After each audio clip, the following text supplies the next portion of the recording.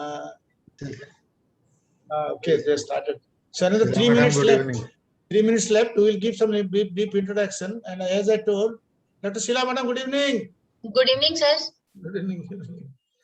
So, as decided, because we were discussing that unless the spokes, some of the spokes, they should come forward and they present a case. But this is from the eco side. So, okay. So every webinar, we will ask one spoke to speak about one case. Then after our case, our direct lecture, we can discuss that case also. Yeah. No, that's a very good initiative. That will be better because they will also feel that they are participating in this program, and there can some of the doubts or something will be cleared. Hello. So today is N1 presenting. Yeah, Rajvinder is presenting. Okay, good. So we will first initially finish the talk and then go for the case, no, sir? That will be better, I think. You are muted, sir. Let us finish the talk. Your talk is over. Let us present the case. Then we will discuss. Sure. Okay. Dr. Rajvinder, is it okay? Dr. Rajvinder, are you there? Good evening. Yes, sir. Yes, sir. I'm there. Yeah, yes. Good evening, sir. Good evening, sir. Good evening. Thank you. Thank you, sir. So now it's 1 minute left only. Take a hotel per call karantu. Contact per call karantu. Meeting rachi.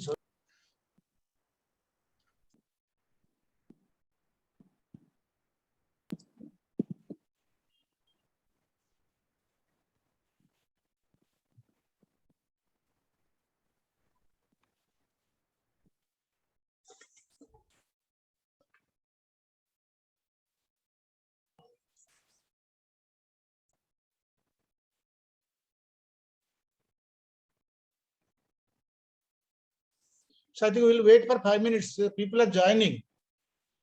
So exactly at 7:05 will start. Sure, sure.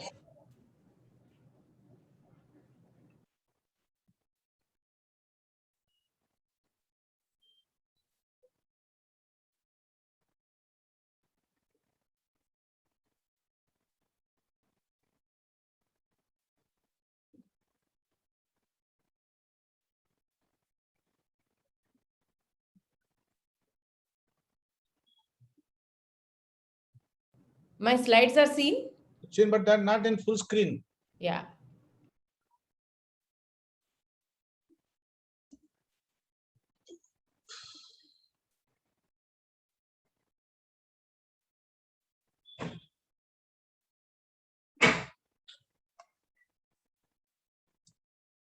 Now they're seen?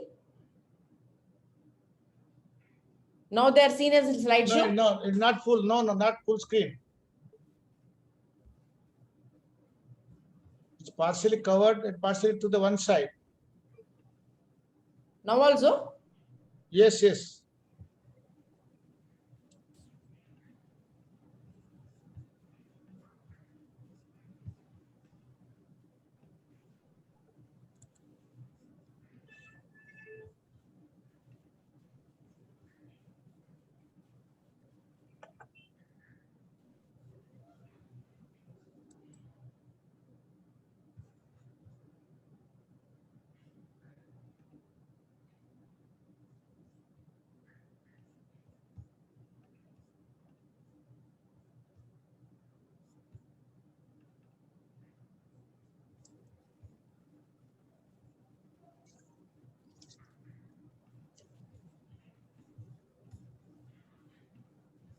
You want to check once again? Yeah, I'm checking that.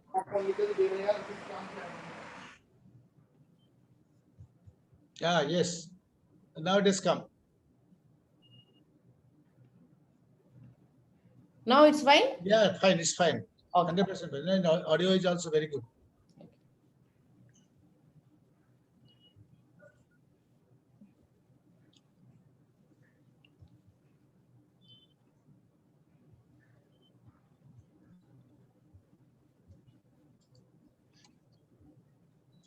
So it is required that everybody should come with video.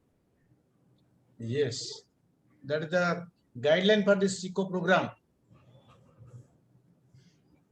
Because it is required to have a face-to-face interaction. Some sort of a classroom discussion. Participants, please come with video on.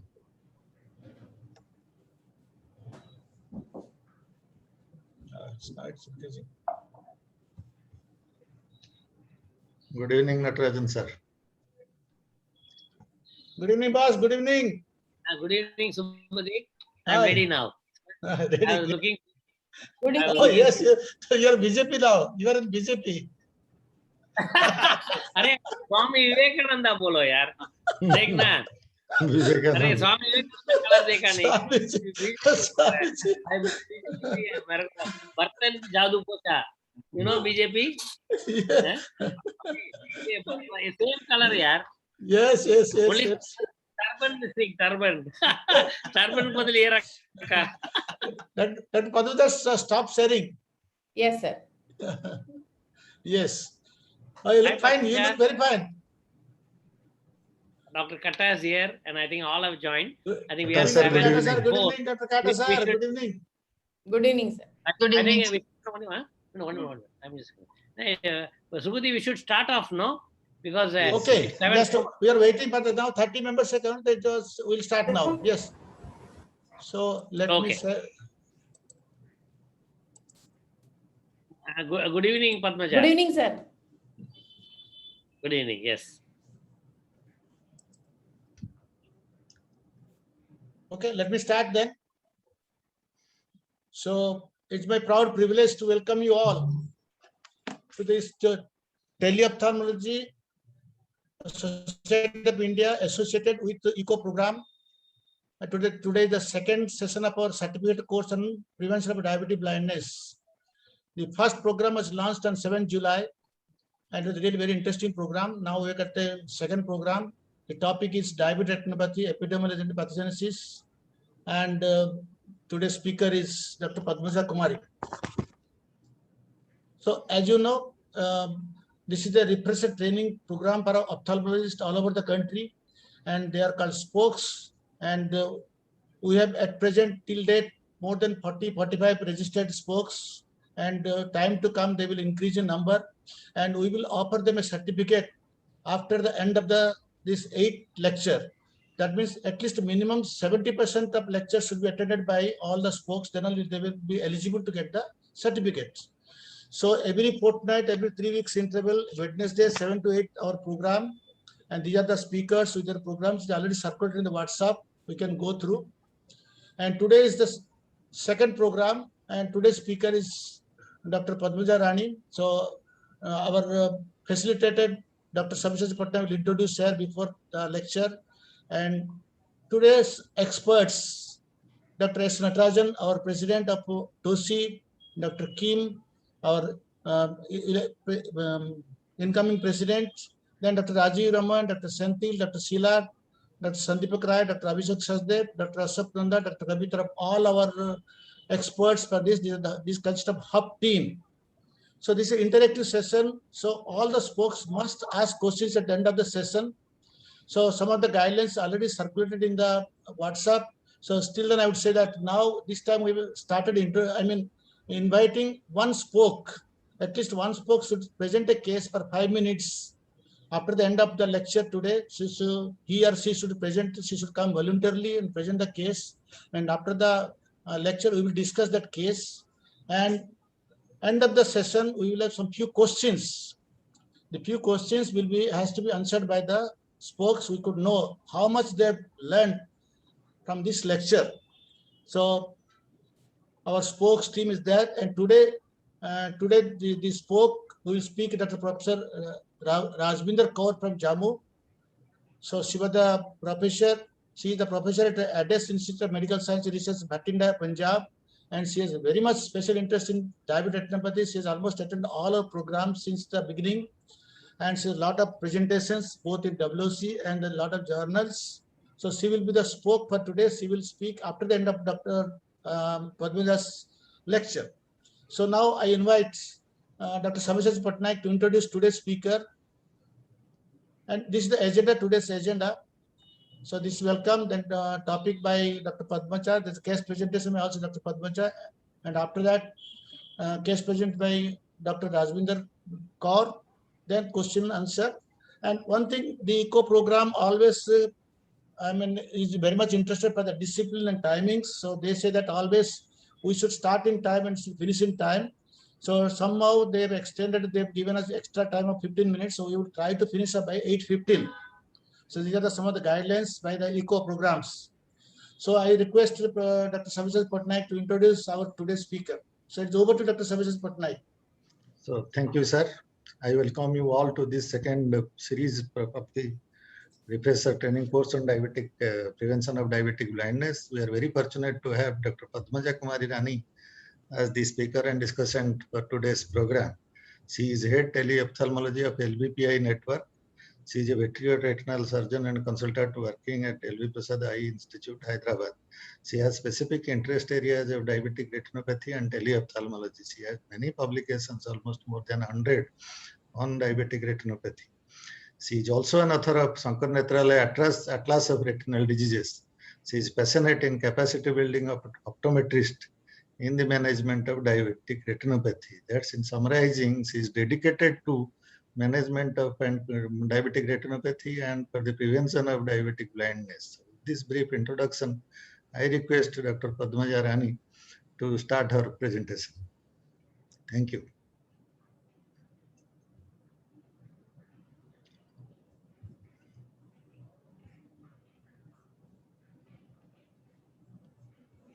Are my slides visible, sir? Yes, sir. Yes, madam. Thank you, sir. Thank you, Dr. Subudhi, sir, and Savisachi Patnaik, sir, and for all your encouragement. And then also thank you, Eco India and TOSI, and all delegates who have come to participate today for the second session of our this interesting program.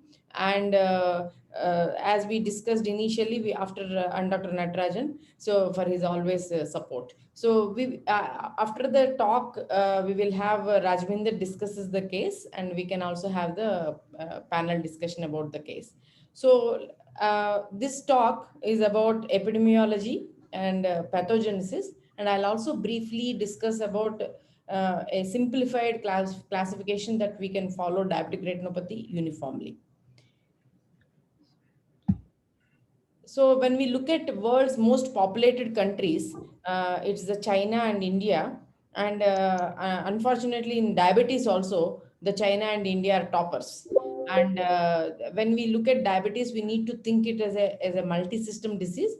It's just not the blindness, but it can cause microvascular complications like nephropathy and neuropathy, and also the heart-related complications. So when we look at the numbers, when we say diabetes, overall globally, we have almost 41 crores. If we say 415 millions, 41 crores of people with diabetes in India. This is the latest, whatever the statistics available at 2015. And this number is increasing. And the number is projected to increase to almost 63 crores by 2020. So the 50% of them are actually living in China, India, and USA. That way we have become very developed country in the form of number of people with diabetes. So that means around 22 crores of people are living in majority in the China and India. So when we look at epidemiology, so when we see 100 people with diabetes, how many people can have diabetic retinopathy? So various epidemiological data from China, India, and Singapore, they suggest that around 20 to 40% of them can have some form of diabetic retinopathy. So if we examine 100 people with diabetes, we can expect 20% to 40% can have some form of diabetic retinopathy. Then why is that we are having this Indian scenario or Asian? Because both China and India are Asian epidemic. Why is that we are having this kind of a increased diabetes risk? If you look at, so there is something called in Indian risk factors. We have something called thin fat Indian. We have a lot of increased abdominal circumference. And if you look at the top photo, this is actually called sumo wrestlers, who are actually very fit individuals, and all their fat is just subcutaneous. That means there is no fat around their visceral organs. There is no lipid circulation in the blood. So that way they are the most fit individuals. Whereas we may not be overall obese, but all our fat is mainly in the abdominal circumference, which has been supposed to be increased risk for the diabetes, in turn related to diabetic retinopathy complications. So this is a bad fat. Then whenever we have obesity, automatically we have a decreased insulin sensitivity, decreased beta cell function. And we all know that rapid economic growth, all our TVs in front of us are becoming thinner and thinner. And the people who are sitting in front are becoming, sedentary, and lifestyle changes. All these are all playing a very important role. One more interesting factor is also low birth weight. So the babies who are born low birth weight, they have a phase of catch-up growth, and this in turn becomes a obese later on, and that will increase the insulin resistance, and that is also another risk factor for the diabetes. And one thing we need to observe, that even in Antarctica, if we have some cricket match, our Indian flag will be there and Indians will be there. So similarly, anywhere the migrant Indians, so the Indian people, when they go to other countries also, they seems to be having high risk for diabetes because of the genetic predisposition also. So both environmental factors, genetic factors, all that are actually the major reason why we are having this diabetes epidemic. When we look at important risk factors, if we say duration of diabetes becomes the most important risk factor, like for example, a person with diabetes who is more than 20 years is going to have almost 75% of them definitely will have some form of diabetic retinopathy. Similarly, when we look at type 1 versus type 2 diabetes, that is younger onset as well as older onset, we know that the type 1 diabetes will have a risk for diabetic retinopathy 2 times, and they also will have these younger individuals, there is an insulin deficiency itself. Whereas a older onset diabetes, there is obesity and insulin resistance. Whereas when there is insulin deficiency, they have more vascular insult, and they have risk for also 15 times risk for the proliferative diabetic retinopathy, 5 times risk for the diabetic macular edema. Here, one point I would like to mention is that whenever we said that 100 people with diabetes, you will have 20% will have diabetic retinopathy. Among them, 10% can have vision-threatening retinopathy or sight-threatening diabetic retinopathy. When we say sight-threatening diabetic retinopathy, it is a PDR plus DME. Together, we classify it as a sight-threatening diabetic retinopathy. When we look at, we all need to understand that the diabetes is not, diabetic retinopathy is the systemic complications. So naturally, the risk factors are also systemic risk factors. The 3 important risk factors that play a very significant role is, first one is glycosylated hemoglobin. So the glycosylated hemoglobin, the normal glycosylated hemoglobin, we say 7 gram%. But when you have, if the glycemic control is poor, that means if you are having a more than 9 HbA1c, you have almost half, 50% of them will have, significant risk for developing diabetic retinopathy. Another important factor is the hypertension. So hypertension, the blood pressure, definitely again, when you have more than 140/90, again, they have a risk for 40% risk. Then dyslipidemia, that is a lipid metabolism, when there is especially total cholesterol. They saw that vision-threatening diabetic retinopathy seems to be more common when they have a total cholesterol, which is more. So that's why it's very important to stress these factors. Whenever a diabetic patient comes to us, it's like an opportunity screening for us, that we should mention them, what is there. We should not just look at the eye alone, because it is one disease where systemic control has a significant impact on the management of eye condition, and also the response of the treatment, whatever we offer. So the glycemic control, the HbA1c target, we should mention 7 grams, hypertension control, 130/85, dyslipidemia regulation, and very important to also tell them about the lifestyle changes, because if you talk to any diabetologist, they say that the lifestyle changes are the best anti-diabetic medicine that can offer.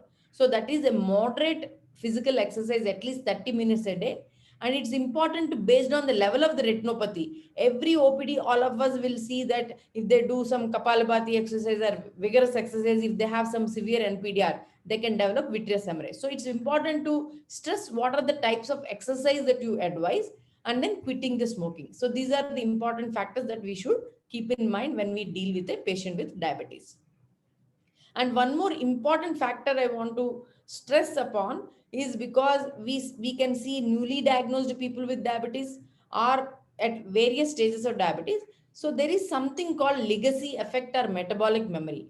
What it says is that if the people with diabetes, if they have good diabetes control at the time of diagnosis of diabetes, they're likely to have less effect, like later on they're not going to have severe diabetic retinopathy. So this we see actually clinic very common. When the patient comes, usually typically at 50-year-old individual will walk in into your clinic with a advanced diabetic disease in both the eyes, and he will say, now today my blood sugar is under control. I don't know why fasting is 110, everything is fine, why I'm having this complication. That is because of this metabolic memory. What is this meant by metabolic memory is when the patient diagnosed with the diabetes, if they don't maintain initially good diabetes control, each cell, because of the hyperglycemia, this oxidative stress damages these cells irreversibly, not only in the body but also in all the microvascular region. So that is how when when they don't maintain blood sugar control initially, they're likely to have adverse complications on the. Whereas similarly, if they are able to maintain blood sugar control initially, they're less likely to have microvascular complications later. Unfortunately, the important risk factors like hypertension, which is along with diabetes so important, that does not have metabolic memory. So that means a person who is diagnosed with hypertension along with diabetes, they have to maintain their blood pressure control throughout the lifetime. That is very, very important to stress. So if we just look at India versus global in terms of the diabetes and diabetic retinopathy numbers, prevalence of diabetes, China and India are toppers. Prevalence of diabetic retinopathy, there seems to be a little less after 2000 years. Year 2000, there is a little less. But it's very important that the prevalence of diabetic retinopathy is actually increasing in not only in Asian regions, but also in the Middle East and some developing countries also, it is showing a lot of increase. And when we look at India, why our magnitude of diabetic retinopathy becomes so important, because the mean age is younger. That is, at 47 itself, we see more younger diabetics walking into in our clinic with advanced disease. And then similarly, blindness and vision impairment is becoming more common, and also is seen more common in women than the men. And again, to just recapitulate, glycemic control, hypertension, and dyslipidemia are the important risk factors. And when we look at, to summarize the epidemiology and risk factors, diabetes definitely on rise globally, and almost 22 crores are living in Asia. Diabetic retinopathy is decreasing trend, but is affecting younger Indian. So that means it is going to have more economic impact. Glycemic control, hypertension, and dyslipidemia are important risk factors. And it's very important to stress the control of blood sugar, because initially when they are diagnosed, because glycemic control has metabolic memory, whereas hypertension means they need to control their blood pressure throughout their lifetime. And they definitely, it is a multifactorial approach is what recommended along with the internist. And we know that 25 times diabetic patients are 25 times more likely to go blind. And this is a forensic medicine, the internist who came with this kind of advanced diabetic retinopathy. So we can imagine who's a type 1 diabetic who came with this kind of a advanced diabetic retinopathy. So that means the aware, because 1/3, they doesn't even know that the diabetic retinopathy among our fraternity only if we don't follow the screening. But very important, whenever we talk about diabetic retinopathy, one slide I just want to say that when we look at diabetic retinopathy, consider it as a diabetic eye disease, especially when you are going to have any screening program, because we need to understand that the refractive errors are the most common among them. And we need to see the stabilizing, and then cataract, you can expect 40%, glaucoma 10%, vascular occlusions around 10%, and AA1, and also, of course, we all know about the diplopia and cranial nerve palsy. So consider it as a diabetic eye disease rather than only just about the diabetic retinopathy, which will be 20% of them. So let us look at the pathogenesis of diabetic retinopathy. So when we look at the pathogenesis of diabetic retinopathy, in one slide, I want to summarize saying that the diabetic retinopathy, what we look at, right? I try to simplify this because this is something slide which I share with physicians and ophthalmologists and also optometrists, is that we need to consider what is the major problem in diabetic retinopathy. Is there is the all lesions of diabetic retinopathy can be summarized into red dots, yellow lesions, and flowers. So when we say red dot, the main problem in a diabetic retinopathy, all of you know, that is a small vessel occlusion, that is a microvascular complication, capillary occlusion, which causes ischemia. So the first pathological sign of diabetic retinopathy is, if you see a normal retina, you have in between the retinal endothelium. So there are two policemen who actually keep the retina transparent. What are those two policemen? One is inner blood retinal barrier, that is between the retinal endothelium. There are some cells called pericyte. So these pericytes will try to keep the retina transparent without accumulation of any lesions. Similarly, outer blood retinal barrier, which is between the RPE junctions. So that is it. So the first pathological sign of diabetic retinopathy is the pericyte loss. So when there is a pericyte is lost, what will happen because of the hyperglycemia, basement membrane thickening? So these capillary walls will go and outpouch, and that is what we see is the first red dot that we call microaneurysm. And as the ischemia is increasing, so we have a factor called vascular endothelial growth factor, which will be released. So in NPDR stage, first pathological sign is the pericyte loss, and first clinical sign on fundus that what we see is a microaneurysm. Now, I said there is also another policeman which keeps the retina transparent. What is that? RP junctions. The tight RP junctions also keep maintaining. And when there is a disturbance of outer blood retinal barrier, the lipids and the proteins which are in the plasma will actually get infused into the retina, which we call lipoprotein depositors, which are nothing but our hard exudates. So the next lesion is the hard exudate, which will be accumulated in the retinal surface when this RP, outer blood retinal barrier, dysfunction. So in a diabetic retinopathy, basically both inner blood retinal barrier and outer blood retinal barrier will be dysfunction will be there. Then there is another yellow spot that you will see in fundus is called cotton wool spot. So the cotton wool spot, all of us know that it is due to ischemia occurring at the nerve fiber layer. So that's why it will look as if these lesions will look as if they are stuck on the surface of the retina. Whereas hard exudates and microaneurysms, they are all in the inner nuclear layer of the retina. They appear little more deeper lesions. Okay, so then so until then we call it as a non-proliferative diabetic retinopathy. So this is the important pathogenesis. At this stage, the cause of blindness is mainly due to capillary leakage, the microaneurysm leachage, and causing the macular edema. Because already we discussed that vision-threatening retinopathy is nothing but the diabetic macular edema and proliferative diabetic retinopathy. Now let us look at the red dots are over, yellow lesions are over, and now comes to the flowers. So as vascular endothelial factor gets released, we are going into the stage of proliferative diabetic retinopathy, which causes the new vessels. And we know that the new vessels are not as strong as the original blood vessels.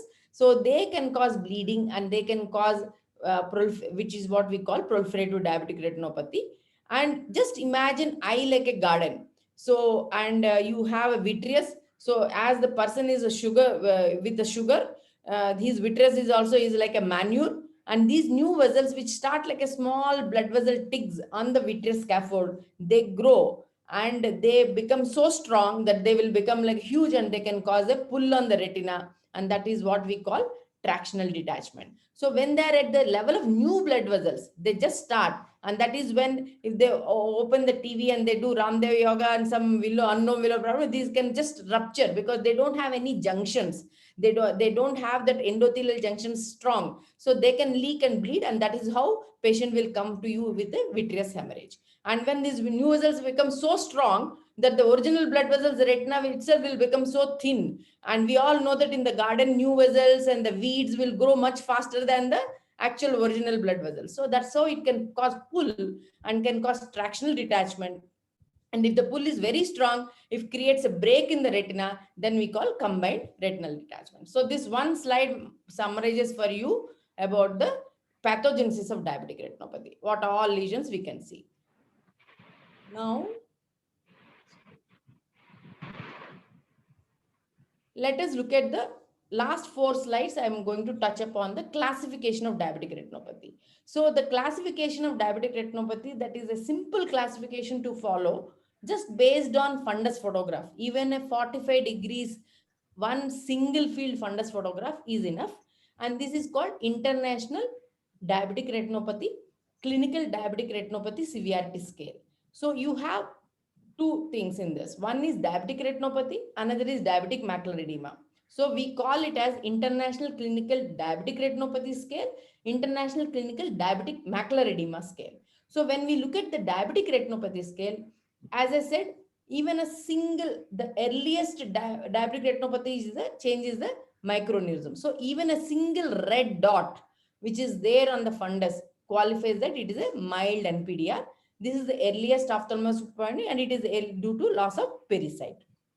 Now, when we say simplify that it is a red dot, we need to know what are the other red dots that can occur on the fundus. So we know that microaneurysms can be confused sometimes with the hemorrhages. So the hemorrhages, if it is a flame shaped, we know at the level of nerve fiber layer, it will be there, the superficial. And if it is a dot hemorrhage, it will be little more deeper with discrete margins, and hemorrhages will be little larger than the microaneurysms. And microaneurysms, easiest way to identify is when you do a slit lamp biomicroscopy, you can see a nice halo around the microaneurysm.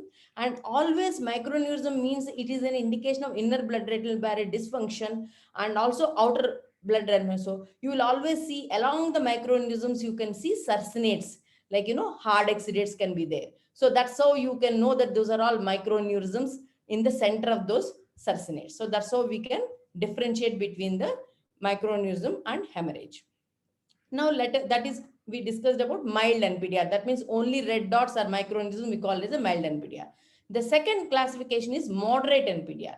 So when you have both microaneurysms and hard exudates and cotton wool spot. So it's very easy to differentiate between the cotton wool spot and hard exudate. Cotton wool spot is due to, as we know, due to exoplasmic stasis, nerve fiber layer ischemia. They will appear as if they're stuck on the surface of the retina. They are the most superficial lesion at the nerve fiber layer. Whereas hard exudates, we know that they are in the outer plexiform layer and outer nuclear layer. So they'll be deeper. Around the macula, they can be in the form of star or partial star or like a plaques, or can be succinate. And when you see these hard exudates and cotton wool spots like yellow spots and hemorrhages in 2 quadrants, if we call it as a moderate diabetic retinopathy. So anything more than microaneurysms, at least all these hard exudates and cotton wool spots are seen in 2 quadrants, we call it as a moderate NPDR. And when we look at yellow lesions are also, now we finished. But the other most common yellow lesion that we can see in fundus, but not related to diabetic retinopathy, are drusen. So the drusen occur due to AMD, but they will be more deeper lesion because they are at the level of RPE. Now let us look at severe NPDR. So the severe NPDR, we remember 4-to-1 rule. For all practical purposes, if you see a fundus photograph and if you see hemorrhages and few cotton wool spots, especially if you are seeing hemorrhages in all 4 quadrants, think in terms of severe NPDR. So the rule 4-to-1 is 20 intraretinal hemorrhages in each of 4 quadrants. We may not be able to count it. But if you are seeing a fundus photograph and you are seeing hemorrhages in all 4 quadrants and you have some cotton wool spots, think in terms of severe NPDR. Then venous changes will occur, like venous bleeding in 2 quadrants, we say. And there can be 1 quadrant, can be IRMA, intraretinal microvascular anomaly. This is not this is difficult to identify on the fundus photo. If you look at in the FFA, it may look like a collateral and abnormal vessel. This is something like a pre-flower stage or pre-NVE stage. So this may be difficult to diagnose on clinical photograph, but an FFA you may see, they may not leak as profusely as the NVE. But what is important to understand is for severe NPDR, if you have seen a fundus and you are seeing hemorrhages in all 4 quadrants and some cotton wool spots or something like that, then you think in terms of severe NPDR. Now, proliferative diabetic retinopathy, whenever we look at proliferative diabetic retinopathy fundus picture, so we say there is something called high risk characteristics. So if a fundus picture is seen, and already I discussed that, you imagine like a garden, the vitreous scaffold. So the vitreous is like a manure, and on that vitreous get contracted, on which only you will have a new vessel. So for example, if you just see one 40-year-old man comes into your clinic, and he has a big significant big preretinal hemorrhage, and he's a diabetic, you have to rule out proliferative diabetic retinopathy unless otherwise. Don't think that it is some Valsalva retinopathy or something like that. So there can be an underlying NVE. So when you have a vitreous hemorrhage, preretinal hemorrhage, which is NVD more than half disc diameter, we call it as a PDR with high risk characteristics. And we know that as it increases, we saw already in the pathogenesis slide, the advanced cases can have tractional detachment. And as we know that the diabetic retinopathy NV increases, you can see it is exactly like a tree here. So you can have such a florid neovascularization. So these are all considered as a PDR with high risk characteristics. Now let us look at the diabetic macular edema. So diabetic retinopathy, all of us are very much read for exams and everything, like a clinically significant macular edema, where with slit lamp biomicroscopy, if you are seeing, the common thing for all the three criteria is that there has to be a retinal thickening. Just seeing only hard exudates is not enough to call it as a macular edema. So you have, and we have discussed the last time already DME more, but I'll just touch upon this International Clinical Diabetic Macular Edema Severity Scale. How simply seeing fundus photograph, how you can classify. So if you are seeing hard exudates which are away from the foveal center, we call it as a mild diabetic macular edema. When you have hard exudates which are approaching the foveal center, we say moderate DME. And when you are having hard exudates which are involving the foveal center, we call it as a severe DME. So to recapitulate, normal retina, we know that there are no red dot, no microneedles, no hard exudate, no hemorrhages. And of course, don't forget the disc. Just because we are diabetic retinopathy specialists, don't forget the disc. So we should look at all other causes, anything is there. So then we say it is normal. The mild NPDR, only microaneurysms. Moderate NPDR, when you have hemorrhages, are microaneurysms and hard exudates in 1 or 2 quadrants, we call it as moderate NPDR. Severe NPDR, for all practical purposes, consider if you have hemorrhages in all 4 quadrants. And of course, PDR with high risk characteristics means you can have hyaloid hemorrhage, subhyaloid hemorrhage, vitreous hemorrhage. These are all high risk characteristics with a tractional detachment or anything. And just imagine, see, this is a venous beading, and you can see the new vessel network. They will be always like a filiform, tangy, like blood vessels. So, and I encourage all of you to do this diabetic retinopathy grading certificate. This I encourage, once you do it, you will be able to train your retina diagnostic team, everyone, to finish this grading, because this will help you to, whatever the class that we discussed today, it will help. And it is a free exam. Online registration is free. It is it is actually proposed by the University of Melbourne, and they have very nice set of 3 modules will be there. And it is once you have finished the certification, and if you get 75%, you will get a diabetic retinopathy grading certificate for them. And this is good for you as an ophthalmologist. When you do, you will be able to train your teams also very simply to finish this certification, and that will help in your clinical curriculum also. Thank you.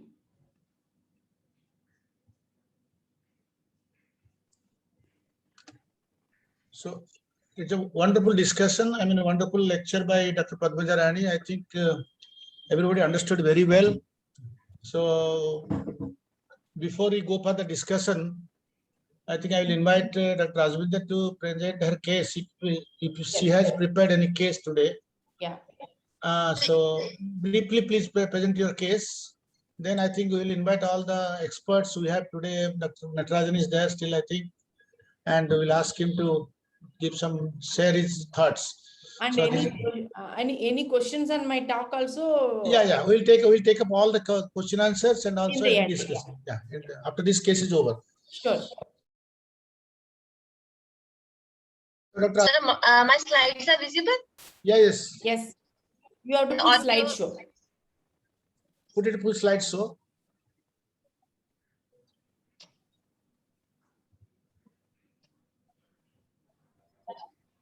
That hourglass down. Yeah, yeah.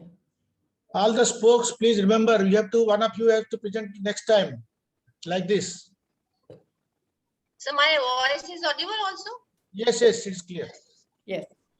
First of all, I would like to thank Dr. B.N.R. Subhuti, Dr. Sabyasachi Patnaik, Dr. Padmaja for inviting me for case presentation. And I would like to also thank Teleophthalmological Society of India and Eco India. Thanks a lot for giving me this opportunity. So today my case presentation is on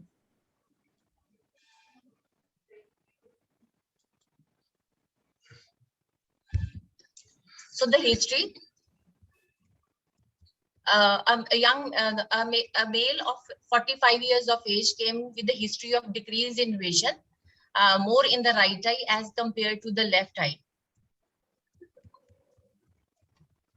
Since 8 to 9 months, it was gradual, progressive, and painless diminution vision, and it was more in the right eye. So, in the history of presenting illness, history of left eye cataract surgery, which was done 3 years back. No history of ocular surgery in right eye. He was a known case of diabetic mellitus type 2 since 14 years with controlled blood sugar levels. He was on oral hypoglycemics, glimepiride 2 mg, metformin 500 mg, and plioglitazone 15 mg. There was no history of any laser therapy in any eye.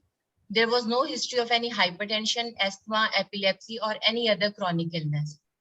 And there was he was on irregular follow-up for his fundoscopy visits. He was regular for that. And on examination with the autoref and the uncorrected visual acuity, which was 6/18 in the right eye, and it was 6/9 in the left eye. And he was an N36 in the both eyes. And with the best corrected visual acuity was 6/12 in the right eye, and which was 6/6 in the left eye. IOP was within the normal range. So what we saw when we saw the patient, so on slit lamp examination, there was very minimal cataract in the right eye, and patient had intraocular lens implantation in the left eye, and YAG capsulotomy was done 3 years back. And on fundus examination, we can see in the right that there are few exudates and a few hemorrhages in the superiotemporal quadrant, along with few exudates in the near the macula. Foveal reflex is dull. And in the left eye, we can see the foveal reflex is dull and the few hemorrhages and microaneurysms in the left eye. So the small hemorrhages were present in all the 4 quadrants. When OCT was done, we can see the few cystic spaces that is the central involving macular edema. There are hyperreflective spots also, and the drill is there, and ellipsoid zone is normal. And we can see here the cystic spaces, the distortion that is drill is there, hyperreflective spots are there. So a big cystic space in the center involving macula, it is there. And when the fundus angiography was done, we can see the multiple microaneurysms in all the 4 quadrants, but there was no NVE. It was not found. And the capillary non-perfusion areas, they were present in the periphery. And in the left eye, there was multiple leaking aneurysms near the macula in the left eye, as compared to the right eye, where the leaking aneurysms, they were away from the macular area.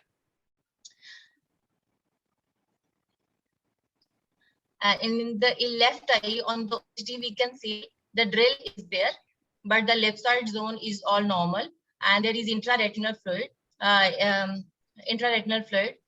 which is involving the center of the macula, and there are multiple hyperreflective spots. And we can see here, here it is the presence of intraretinal cystic spaces.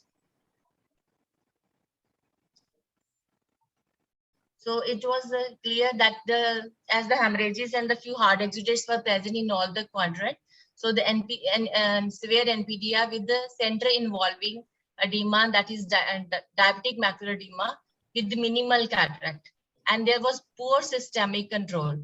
And glitazones, the patient was on prescribed glitazone treatment, which is a added factor for diabetic macular edema. So my question to the panel is that how this case should be managed. The management of diabetic retinopathy first, then cataract surgery, or go ahead with the cataract surgery along with the management of the diabetic retinopathy. And the treatment options may be like it is only observation or observation with the systemic control plus glitazone substitutions, or intravitreal Avastin and intravitreal Avastin with the phaco with IOL. I think my one slide, I just want to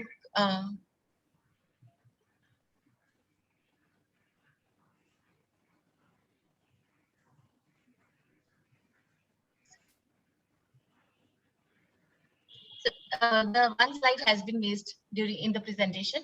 So can I speak on orally? Yeah, yeah. Okay, please, you can stop sharing and you can speak. Yes, yes, sir. Our probably presentation can be kept, sir. We want to go back to the Yeah. slide. Okay, Okay, sir. Okay. okay, carry on. Right. So in the investigations, the fasting blood sugar was 230 milligram per ml, and RBS was 257 milligram per deciliter. Serum cholesterol was 149.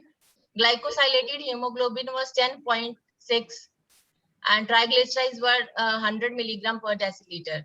HDL was 47, LDL 82, and serum creatinine was 0.99 milligram per deciliter, and blood urea was 26 milligram per deciliter, and hemoglobin was 12.6.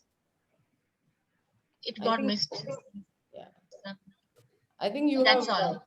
documented very nicely the case and what all that need to be done, and you took the history. I think the glitazone history is very, very crucial, because many times if the patients is you have given injections and the systemic controls are also obtained, and if the edema is not subsiding, we won't know where we are actually leading. So I think that drug history is also is very crucial. So I would say that the cataract is here, it is a very early cataract. So Yes. I don't think that probably that dilemma need not be there, that whether we should go for cataract surgery or not. I think the systemic control here, I think probably is the most crucial in terms of the diabetic macular edema. So his vision is now definitely affected, center involved macular edema.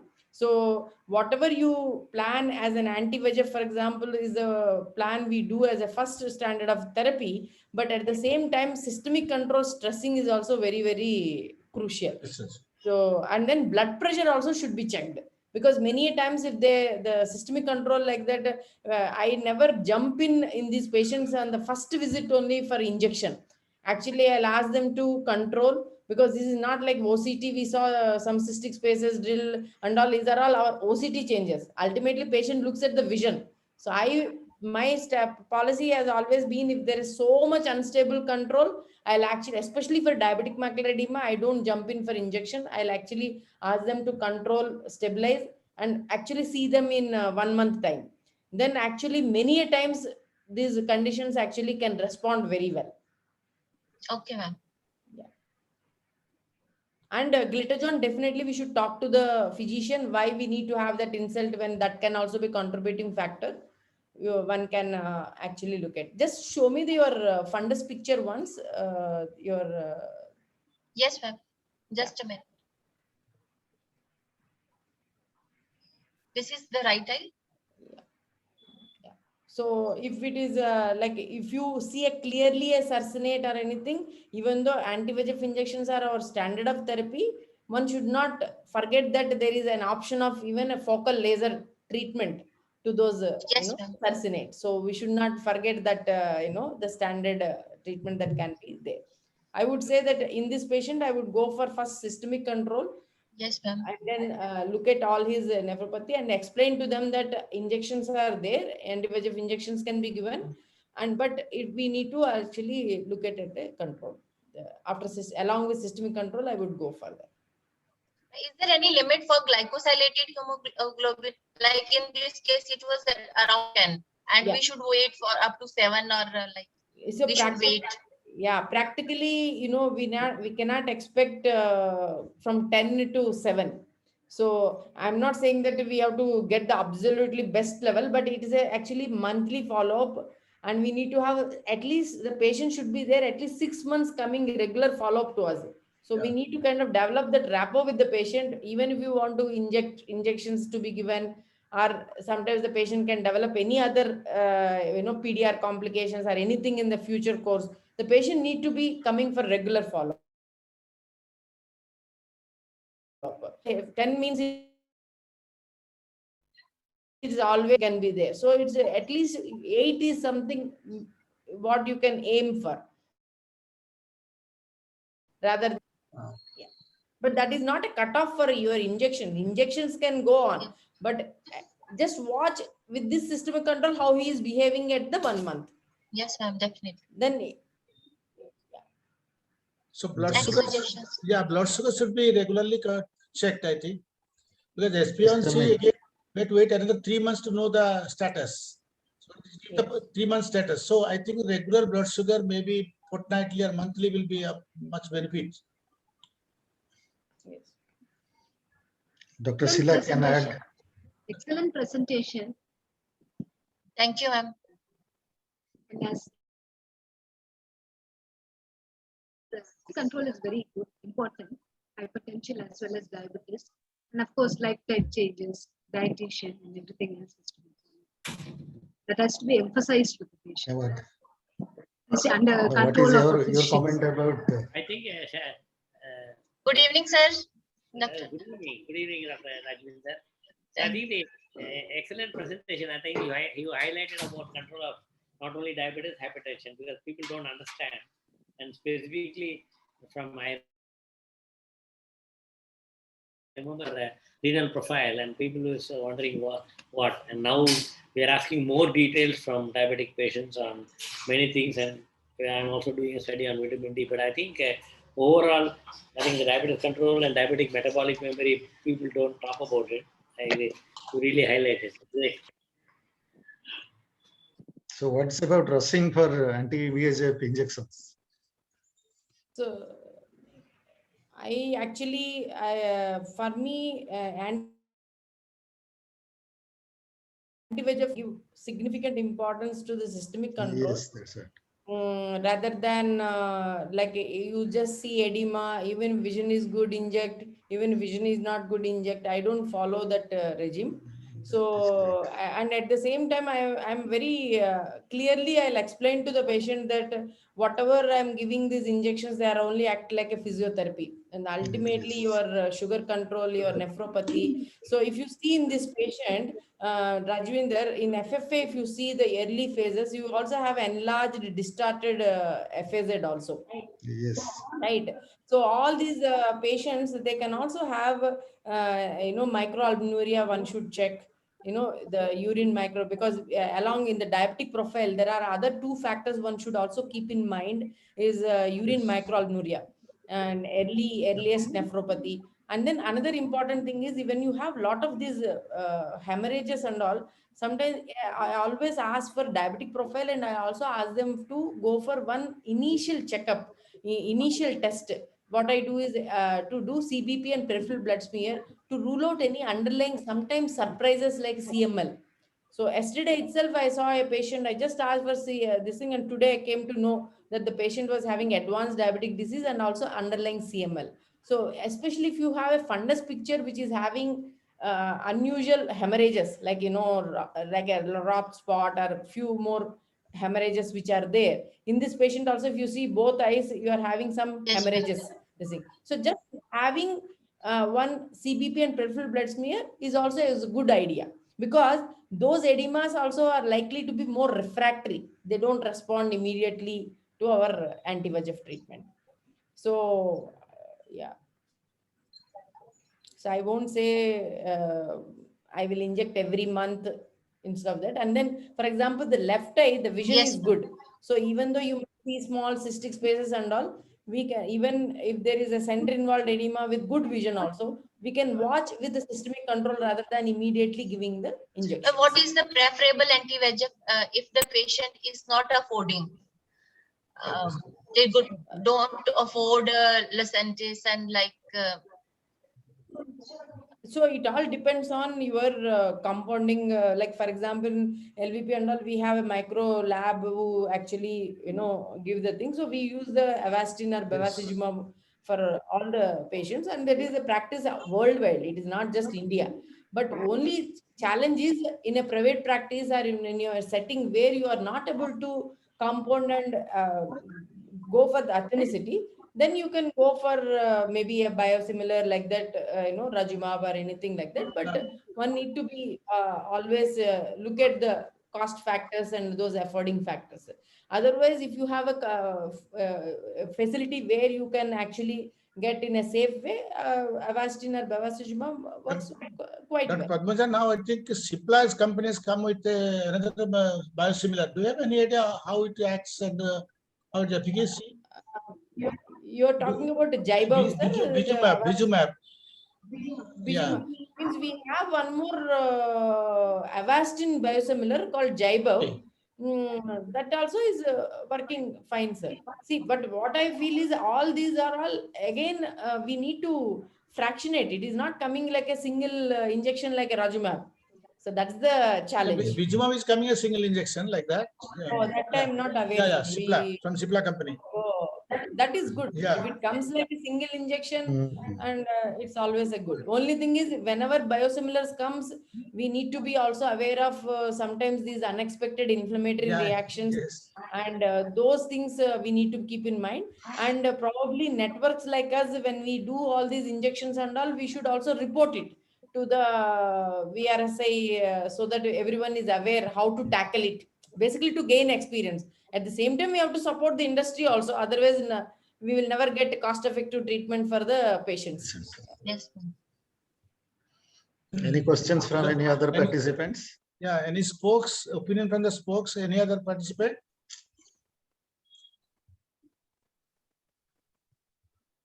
Yes, Dr. Katta, sir. Should I stop my screen share, sir? Yeah, yeah. Please stop, please stop. Thank you. Wonderful case. Yes. So, yeah, please, sir, carry on. Is epidemiology, pathogenesis, and prevention. But pathogenesis is being spoken excellently. Epidemiology is spoken. Need of epidemiology, why? When prevention is not being taken at all. So doctors cannot alone prevent.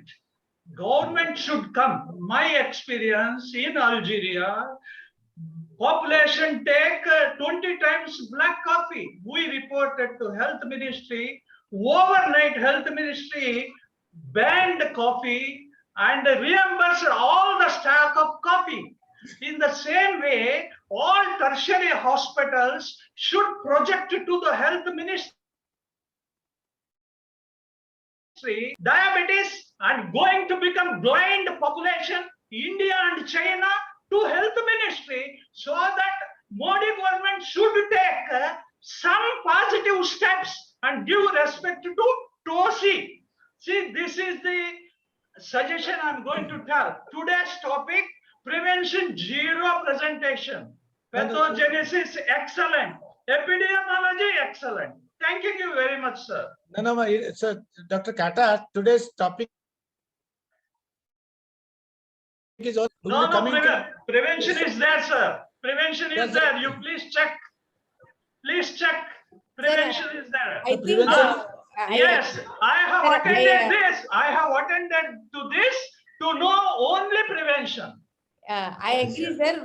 That's why actually I stressed upon hypertension, diabetes control, and then lipid Yeah. control and lifestyle changes. And also we actually touched upon very important concept in prevention is also the metabolic memory. So that Yes. is very important point because everyday clinic we see people who are coming and say, now my blood sugar control, why I'm blind, why my kidney is failing, everything. That we should, whoever comes to us, we should stress, not just we don't look at the eye and we say that this you require 5 injections, 6 injections or 3 injections.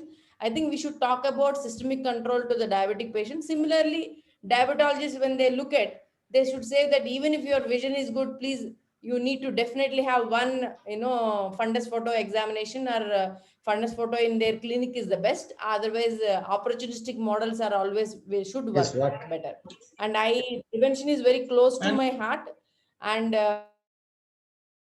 and simple classification, the idea of actually telling that University of Melbourne certification, you should also, all ophthalmologists are there. Still, why I was talking so simple language like red dot, yellow dot, not that you don't know what is microaneurysm, what is, everything, but you should be able to also tell your teams so that we can increase this, capacity building and fundus photograph, Yes.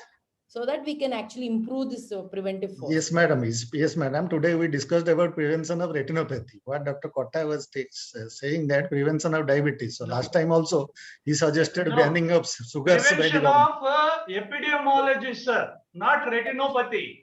Sir. Yes, sir. No, yes, Sir, sir. Yes, sir. We are very much aware about your concern, because last time also you are talking about sugar is the main culprit, and that is to be banned or See, reduce the use of. today's so that- lecture, habituated diet is also to be mentioned, sir. This is the main concern Yes, sir. in Yes, sir. India and China. All international speakers are worried of India. Why it is common in India? Because habituated diet. How to control that habituated Yes, diet? sir. Yes, sir. It is Yeah, well yeah. taken, Yeah. sir. One thing, Dr. Padmaja, I want to appreciate your description regarding red dot, yellow dot, and flowers.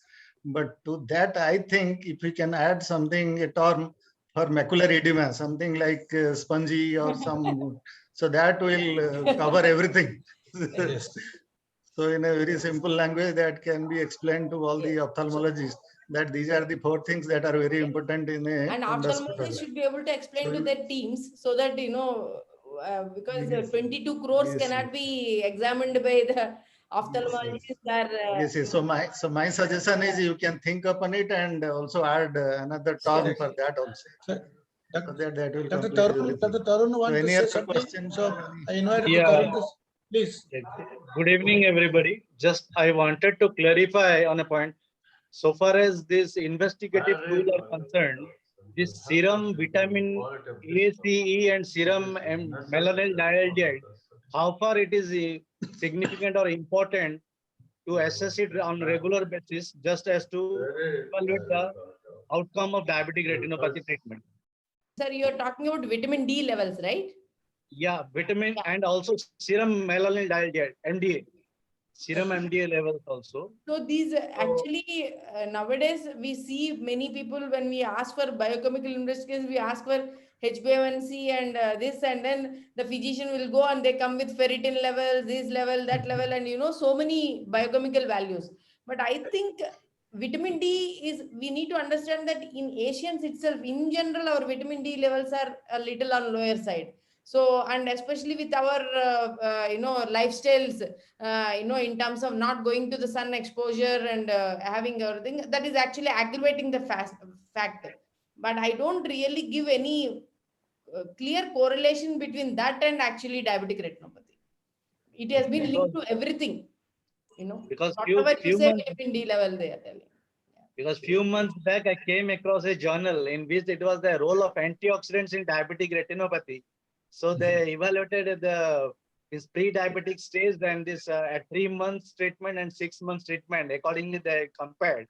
Yes. So they got some statistical improvement in that. So out of that interest, I asked this. Yes. Because we need to understand there will be always some industry perspective also, because there will be Yes. some antioxidant tablets will be there, something like that. So this is we know all this practice. And the second most important thing is all these type of investigations advising to a patient that discourages them to go to a diabetologist again also.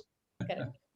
Because every time they go on And they will doing- forget the actual Ah. HbA1c which need to be done every 3 months. done every 3 months. Yeah. But they Ma'am, do a battery another- of tests and ultimately they don't go to the diabetologist again and leave it to the God. Let's see what happens. Ma'am, another That thing. also we have to think. That also we have to think very, very carefully.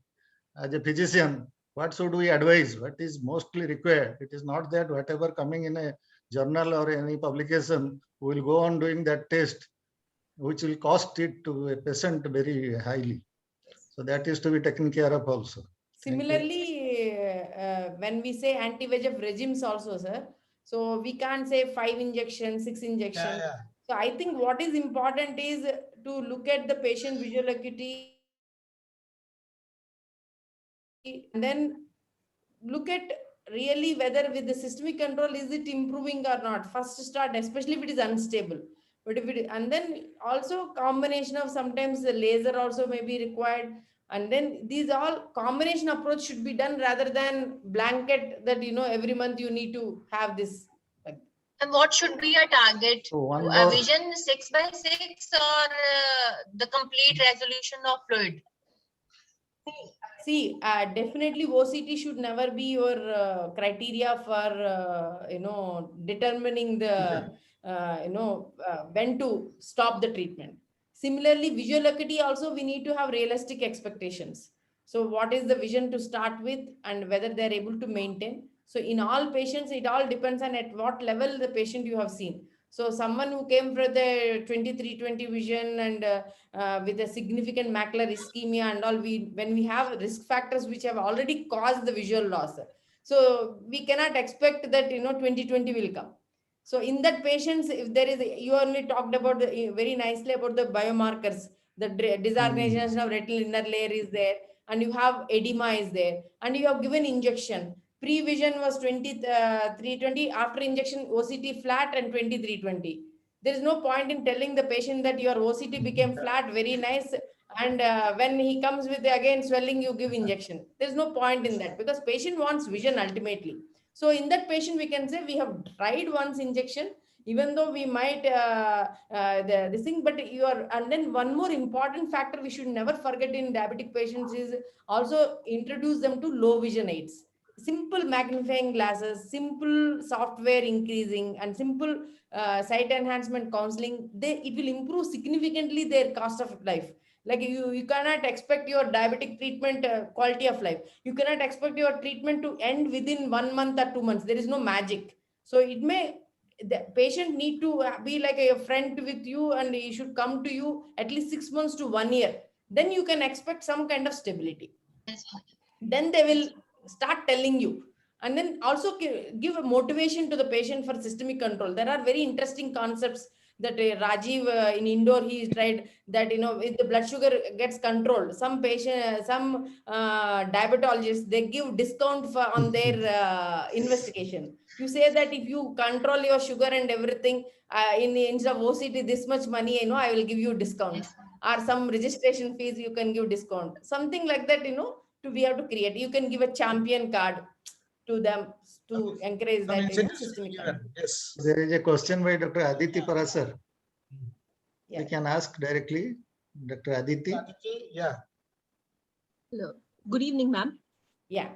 Ma'am, I wanted to ask you, ma'am, what do you prefer for extrafoveal macular edema, a prompt laser or a Please. deferred laser?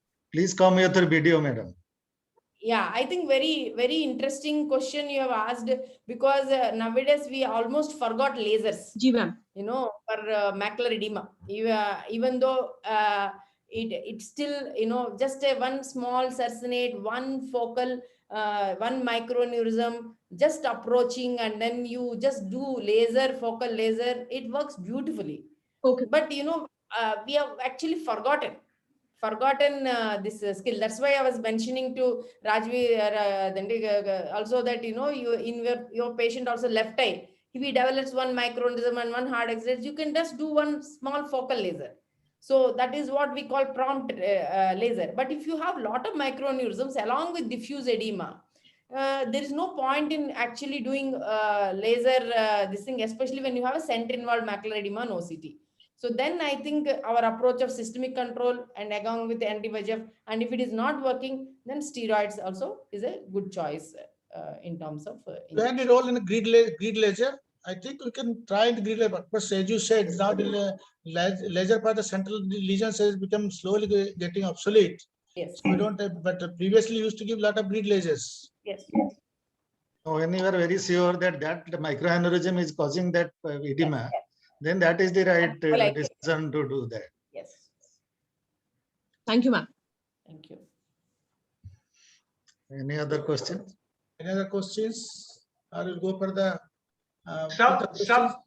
Subthreshold laser is being applied to So that macular edema, madam. Do you prefer that? Actually, we tried, sir, micropulse laser or subthreshold laser.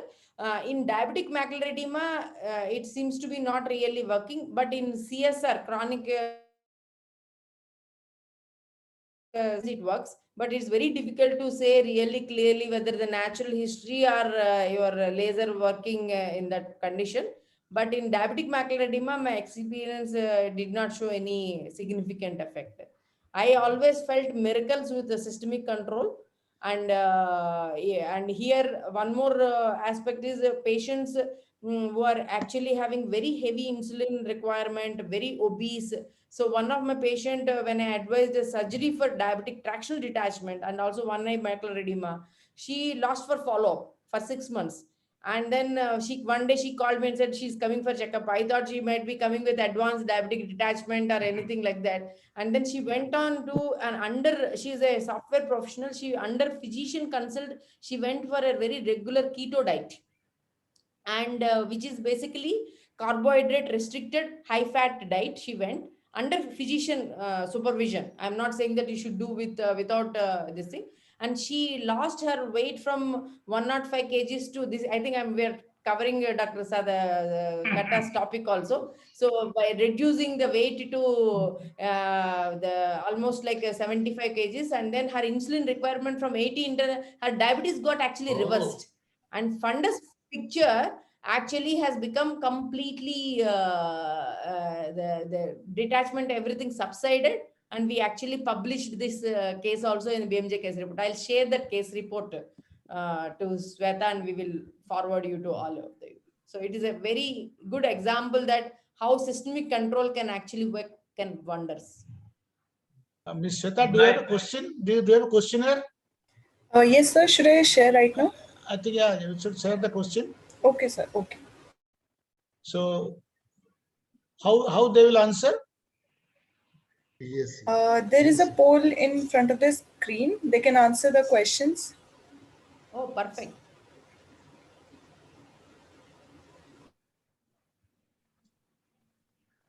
Your time starts now.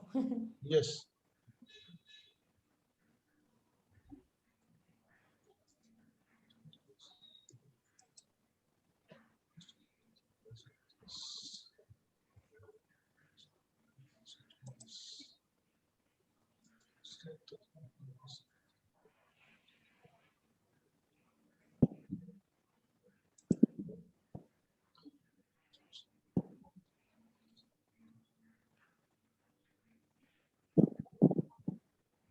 It's coming as attendees are not viewing questions. Is it right, or everyone is able to see? No, we are able to see, but I think we are able to see. Yes, we can do. how to respond? Okay. No, I think we can do it. Yes, can click it.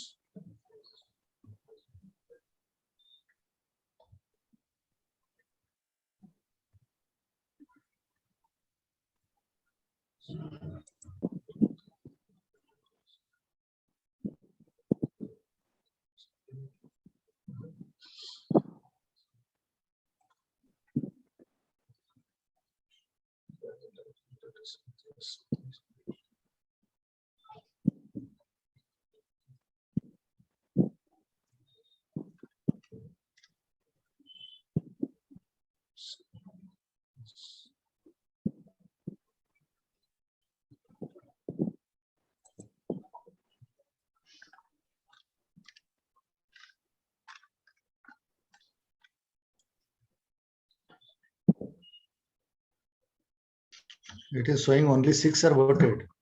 Only 6. Acha.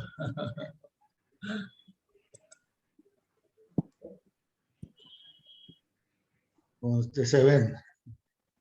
7 out of 26 voted. Oh, rest are not answering. Huh? No. Hello. Others, please answer. Please answer. It's a very simple questions. I think whatever told just now in the lecture, it was there in the lecture. But actually, where to click? That is not happening this side. Where to click? We are There's a not round able box to is there. click The round. anything. There is a box is there. You can click the box. But nothing is coming like that. Shweta, It is not happening from my side, I think. 10. Now Since you are Somebody the can answer if maybe. it is happening from some others. Dr. Rajvindra ma'am, you are the co-host. Maybe that's why it's not happening from your end. Oh, Yes, yes. You know everything. Huh? That has not, yeah. it has, it I has was not just given trying to to if host it is and happening co-host. from my side. Yeah, I know. I also was not able to click. Okay. Great.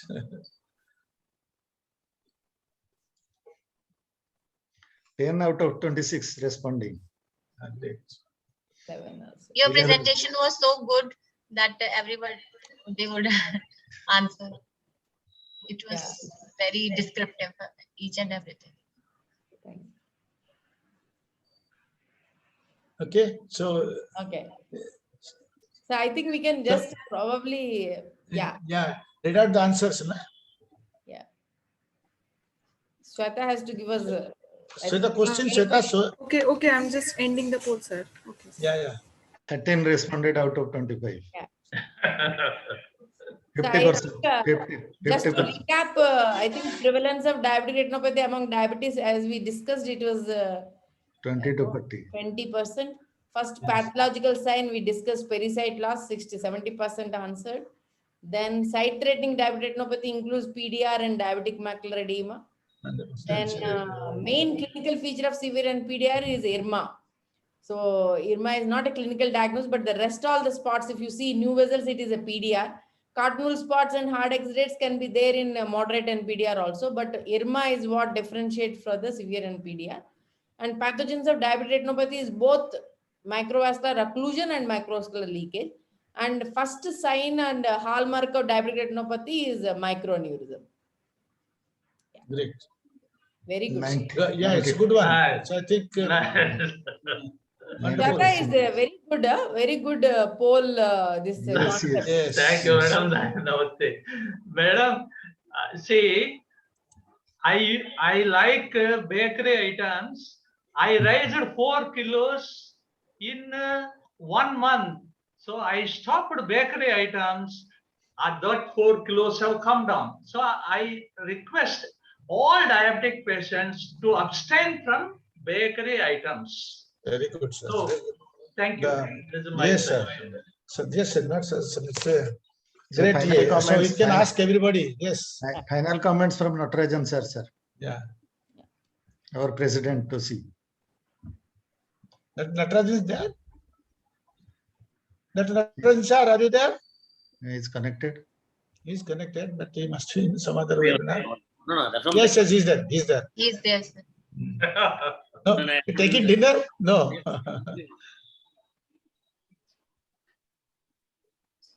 Your comments before you close.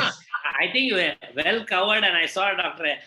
Katta's comments also, Dr. Patnaik and everybody. So I think if there any specific question from the participants from me, because I think as last week also Dr.